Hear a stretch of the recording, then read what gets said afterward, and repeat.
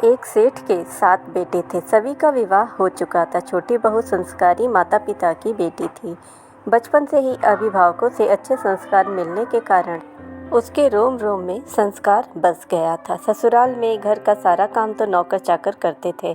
जेठानियाँ केवल खाना बनाती थी, उसमें भी खटपट होती रहती थी। छोटी बहू को संस्कार मिले थे कि अपना काम स्वयं करना चाहिए और प्रेम से मिलजुल कर रहना चाहिए। अपना काम स्वयं करने से स्वास्थ्य बढ़िया रहता है।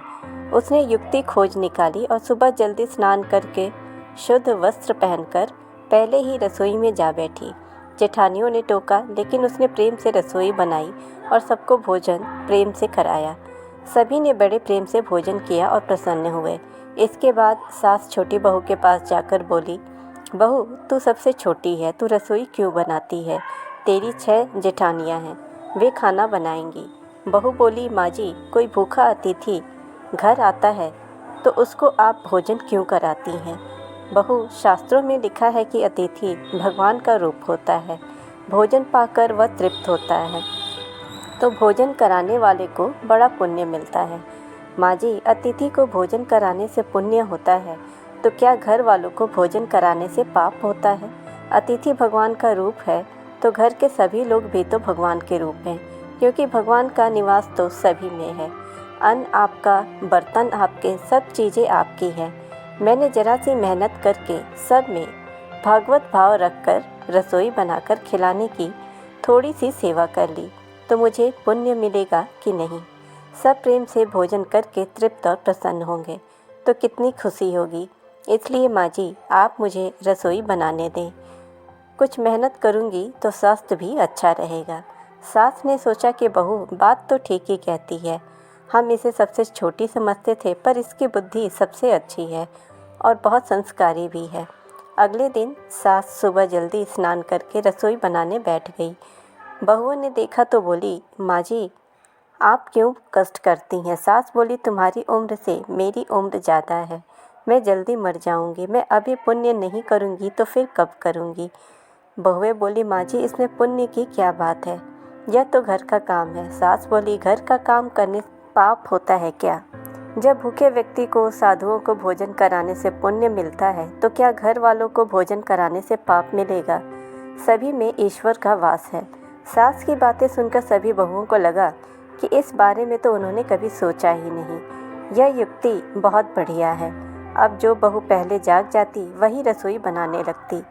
पहले जो भाव था कि तू रसोई बना, बारी बांधी थी, अब मैं बनाऊं, यह भाव पैदा हुआ था तो 8 बारी बंध गई, 2 और बढ़ गए। सास और छोटी बहू काम करने में तू कर, इससे काम बढ़ जाता है और आदमी कम हो जाते हैं।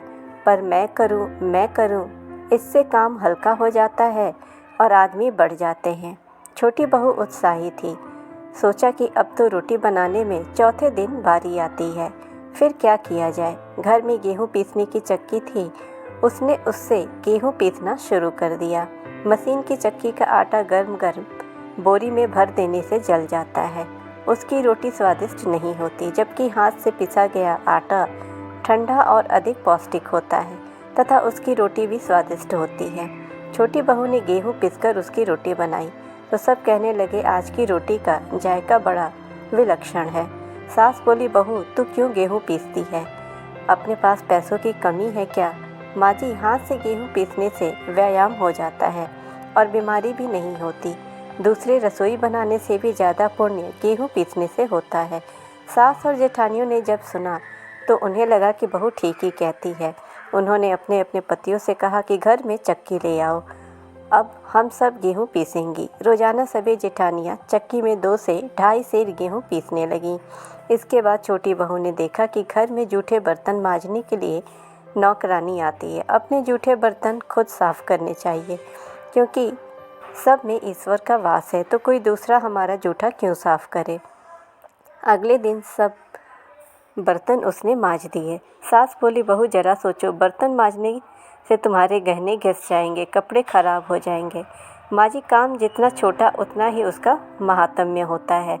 पांडवों के यज्ञ में भगवान श्री कृष्ण ने जूठे पत्तल उठाने का काम किया था। अगले दिन सास बर्तन मांजने बैठ गई। उन्हें देखकर सभी बहुओं ने बर्तन मांजने शुरू कर दिए। घर में झाड़ू लगाने के लिए नौकर आता था। एक दिन छोटी बहू ने सुबह जल्दी उठकर झाड़ू लगा दी। सास ने पूछा, बहू झाड़ू तुमने क्यों लगाई है? माँ जी, आप मत पूछिए, आपसे कुछ कहती हूँ तो मेरे हाथ से काम चला जाता है। झाड़ू लगाने का काम तो नौकर का है, तू क्यों लगाती है? माँ जी, रामायण में आता है कि वन में बड़े बड़े ऋषि मुनि रहते थे। भगवान उनकी कुटियों में ना जाकर पहले शबरी की कुटिया में गए थे, क्योंकि शबरी रोज़ चुपके से झाड़ू लगाती थी, पंपा सरोवर का रास्ता साफ करती थी कि कहीं आते जाते ऋषि मुनियों के पैरों में कंकड़ न चुभ जाए।